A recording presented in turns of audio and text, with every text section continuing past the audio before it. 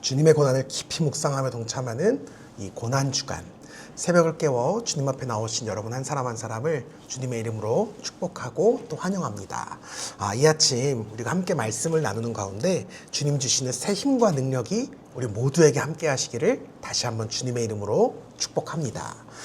우리가 이번 사순절 기간 동안 사도신경, 곧 우리의 믿음의 고백에 대한 말씀을 함께 나누었습니다. 그리고 오늘부터 한 주 동안 그 믿음을 더욱 단단하게 다져가는 시간을 가져보려고 합니다. 진정한 믿음 생활을 위하여, 이런 제목으로 하나님 말씀을 함께 나누려고 하는데, 이 시간을 통해서 우리 주님을 향한 우리의 사도신경적인 믿음의 고백이 우리의 삶 속에 향긋하게 배워져 가기를 주님의 이름으로 축복합니다. 오늘은 그 첫 번째 시간으로 왜 믿어야 하는가, 이런 제목으로 함께 하나님 말씀을 나누려고 합니다. 특별히 왜 우리는 믿어야 하는가, 믿음의 근본 동기에 대한 말씀을 나누려고 하는데요. 예루살렘에 가면 통곡의 벽이라고 하는 아주 유명한 장소가 있다고 합니다. 이 벽에요, 기도 제목을 적어놓은 기도 쪽지를 꽂아놓기만 하면 그 기도가 반드시 이루어진다라고 하는 전설 아닌 전설이 있다고 합니다. 그래서 이제 이 벽에 돌과 돌 사이에는 수많은 기도 쪽지들이 막 꽂혀 있어서 이 벽 전체가 하얗게 보일 정도라고 합니다. 더욱이 성지순례를 간다라고 하는 사람만 있으면 이 통곡의 벽에 자신의 기도 쪽지를 꽂아달라는 그런 부탁을 그렇게나 많이 한다고 합니다. 내가 직접 기도하진 않지만 그래도 꽂아만 달라, 이렇게 부탁을 한다는 거죠. 심지어 최근에는요, 이 통곡의 벽 앞에 팩스 기계가 하나 새로 생겼다고 합니다. 그래서 전 세계 어디에서든지 기도 제목을 보내기만 하면 당국에서 수수료를 받고 기도 쪽지를 이렇게 대신 꽂아준다고 합니다. 여러분, 사람들이 왜 이런 행동을 하는 것일까요? 당연히 그들의 믿음 때문에 그렇습니다. 일단 꽂기만 하면 반드시 응답받는다, 이 믿음 때문이라는 거죠. 여러분, 정말 대단한 믿음이지 않습니까? 근데 여러분, 이게 정말 맞는 믿음일까요? 이것이 과연 정말 하나님 보시기에 올바른 믿음이 맞을까요? 많은 사람들이요, 하나님을 믿는다라고 이야기하지만 사실 바르지 못한 믿음, 아니요, 잘못된 믿음 생활을 하시는 분들이 얼마나 많은지 몰라요. 이단 사이비가 딱 그렇지 않습니까? 그들의 믿음은 정말 어마무시합니다. 전 재산을 다 팔아서 헌금하고요, 신앙생활이라고 하는 명목하에 뭐 부모고 가족이고 친구고 다 내팽개칠 만큼 그들의 믿음은 정말 어마무시합니다. 여러분, 그런데 우리가 이것을 믿음이라고 이야기하지 않죠. 이것은 불과 그들만의 문제 또한 아닙니다. 우리 중에도 믿는다고 하지만 실상은 잘못된 믿음 생활을 하는 사람들이 얼마나 많은지 몰라요.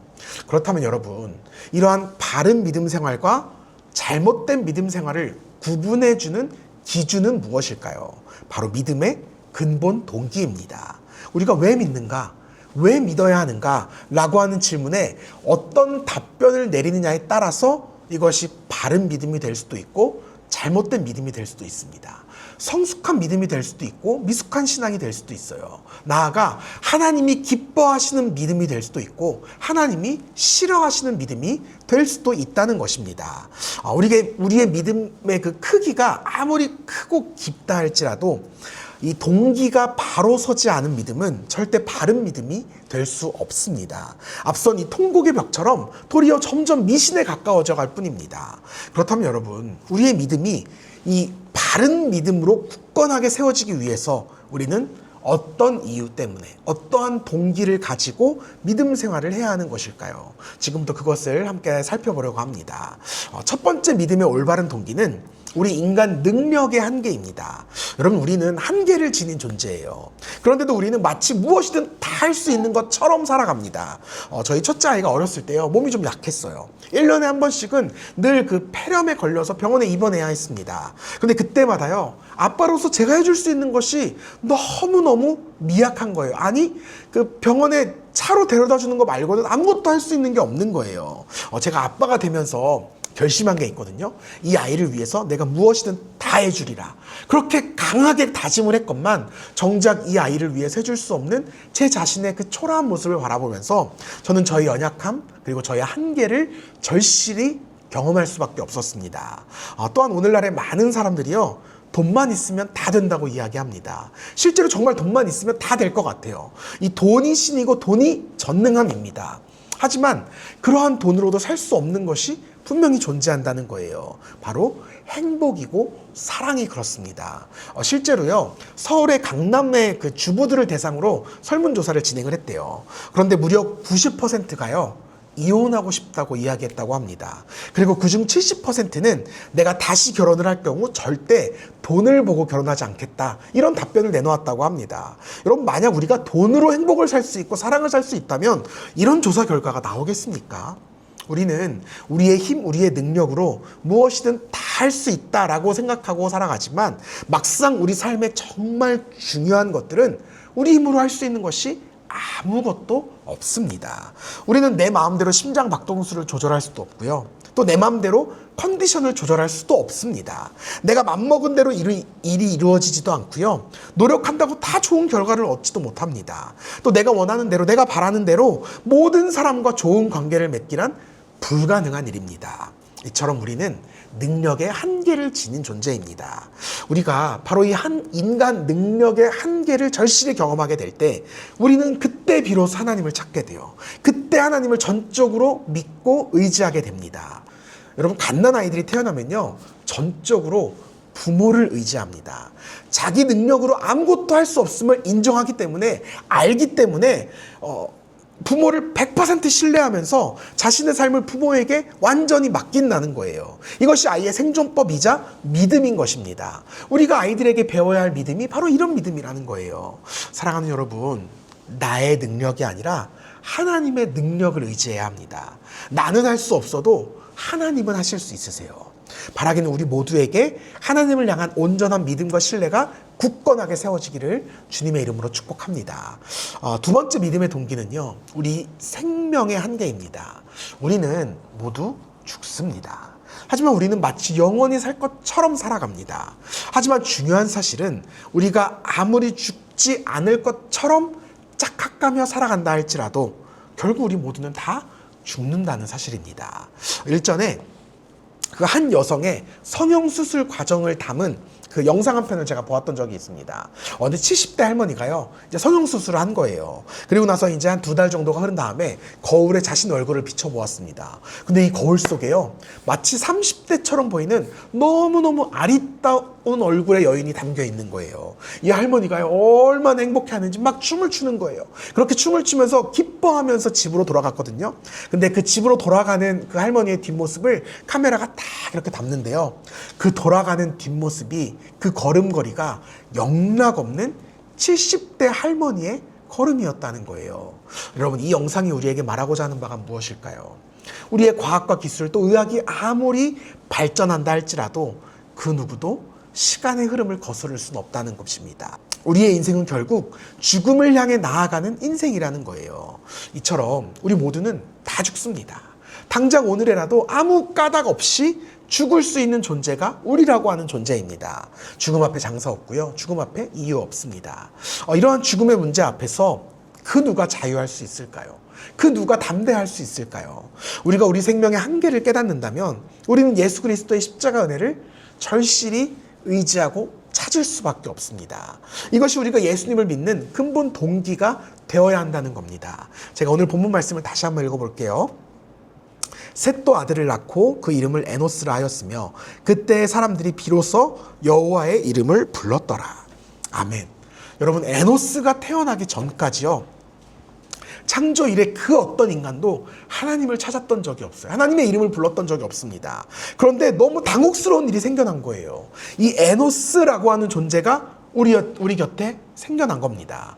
에노스는요, 히브리 원어로 죽을 수밖에 없는 존재라는 의미입니다. 곧 인간이 바야흐로 죽음을 맞닥뜨렸다는 거예요. 근데 이 죽음의 문제는요, 나의 힘으로 도저히 해결할 수 없는 문제였어요. 그러자 그제야 인간은 하나님을 찾기 시작합니다. 나 역시 죽을 수밖에 없는 존재였구나. 이 사실을 절감하니까 하나님의 이름을 부르기 시작했다는 거예요. 나에게 필요한 것이 나의 능력이 아니라 오직 하나님의 은혜뿐이구나. 이 사실을 깨달았다는 겁니다. 사랑하는 여러분, 이처럼 우리에게 필요한 것은 하나님의 구원의 능력입니다. 여러분, 예수님을 믿으셔야 합니다. 이 예수님을 믿어야 하는 이유가 바로 여기에 있어요. 우리의 믿음을 바로 세우는 믿음의 근본 동기는 우리가 죽을 수밖에 없는 존재이기 때문이라는 거예요. 마지막, 우리가 예수님을 믿어야 하는 우리 믿음의 바른 동기는 우리의 의의 한계 때문에 그렇습니다. 인간은 모두가 다 착한 것처럼 살아가요. 모두가 선한 존재인 것처럼 살아갑니다. 그러나 사실 그 누구도 완전한 의로움에 이룰 수 있는 존재는 없습니다. 신학자이자 사회학자였던 토니 캄폴로가요, 이런 말을 남겼어요.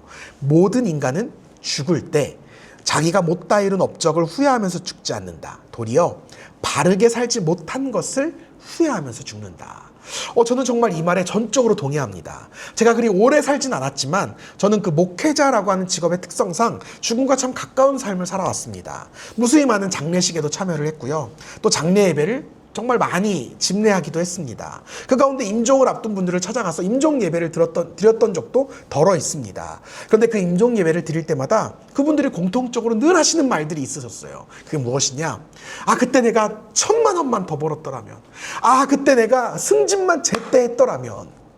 이런 사람은 단 한 명도 본 적이 없습니다. 도리어 내가 조금 더 양심적으로 살았더라면, 내가 조금만 더 친절하게 살았더라면, 내가 사랑해야 할 사람들을 정말 더 아끼고 섬기며 살았더라면, 내가 하지 말아야 할 일들을 내 욕심 때문에 기어코 하고야 말지 않았더라면, 이런 일들을 얼마나 후회하고 괴로워하면서 목사에게 털어놓는지 몰라요. 그리고 목사의 입을 통해서 주님이 당신의 죄를 용서하십니다. 주님이 당신의 삶을 괜찮다 하십니다. 이 한마디를 얼마나 듣고 싶어 하는지 모릅니다.